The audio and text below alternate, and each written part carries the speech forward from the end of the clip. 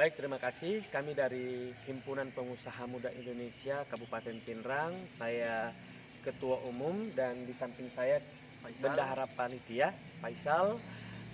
Hari ini kami berada di salah satu desa di Kecamatan Matirobulu Kabupaten Pinrang, tepatnya di salah satu masjid, di mana kami menggelar kegiatan pasar murah minyak goreng dengan konsep door to door, di mana kami mendatangi masjid yang ada di satu wilayah dan menawarkan kepada jamaah untuk membeli minyak goreng dengan harga murah 14.000 per liter. Masing-masing jamaah hanya diperkenankan untuk membeli maksimal 2 liter per orang.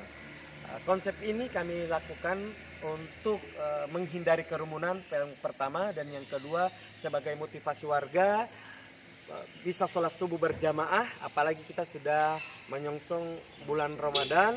Kebiasaan ini harus kita mulai sebelum Ramadan, supaya pada saat masuk bulan Ramadan kita akan terbiasa sholat subuh berjamaah dan masyarakat bisa berbondong-bondong untuk memakmurkan masjid. Terima kasih.